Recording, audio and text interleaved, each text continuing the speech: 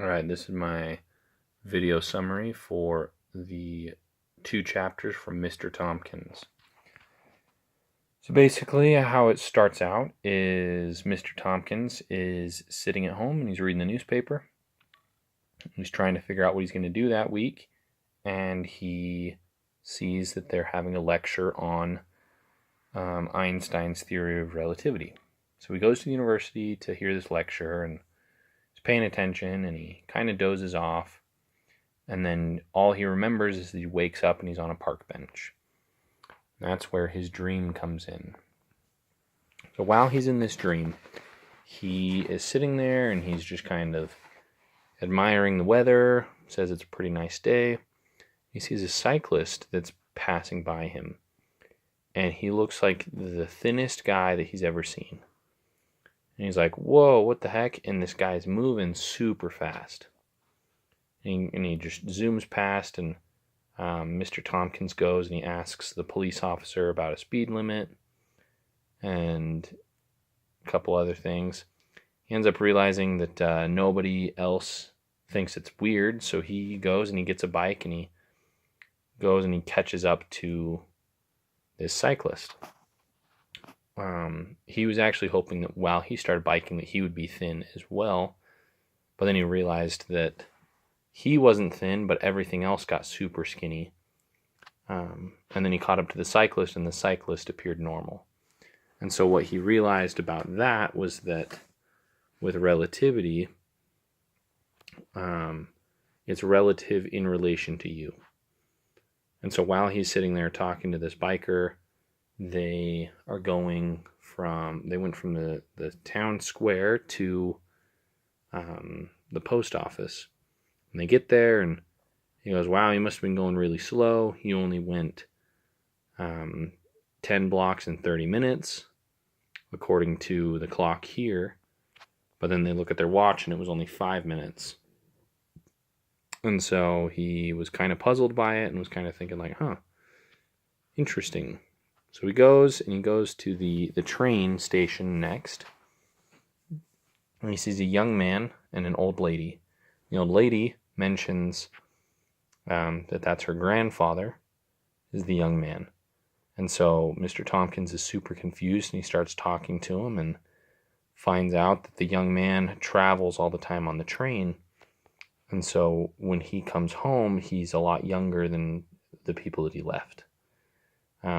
Later he asks the brakeman why that is, and the brakeman kind of starts telling him and says that it didn't make a lot of sense when he had it explained to him. And then all of a sudden he kind of is getting shaken, and turns out he had dozed off and he was in the middle of the lecture, or the lecture had ended, and it was the janitor waking him up. So that was chapter 1. Chapter 2 was the actual lecture itself, and the gist of it was it came down to 2 ideas: Newton's ideas and Einstein's ideas. So Newton believed that space was similar and immovable, and that time was at a fixed rate. And so with those 2, nobody had ever really doubted it because nobody had anything to prove it otherwise. Einstein came along and he came up with this theory of space and time and how they're kind of interwoven together. And the reason he rejected Newton's ideas was because he had used math and had come up with different alternatives and was like, hey, like this doesn't match up. And what he came to the conclusion of was that the speed of light is always constant. And so in order to achieve that, that means that if you're moving through space, time has to change. If you're moving through time, space has to change. And so through the lecture, they use the example of the stations that are passing each other, and they try to use how much space they went versus how much time they used. But the problem with it was that they were using light to measure the time, but the time was still relative because their clocks weren't going to be the same, right? The people in the front were going to have a different time than the people in the back, because the light, even though it traversed that distance very quickly, it was still going to be off.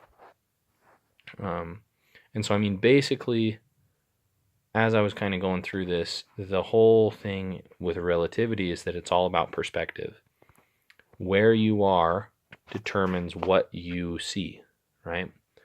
If you're moving at the speed of light, you're not going to see everything moving super slow. It's going to seem really quick to you. But time is actually going to be moving different for you because you're moving through space. And vice versa. If you are just standing in one place, everything's going to seem super slow because all you're dealing with is time, right? So that's kind of what the gist of it was.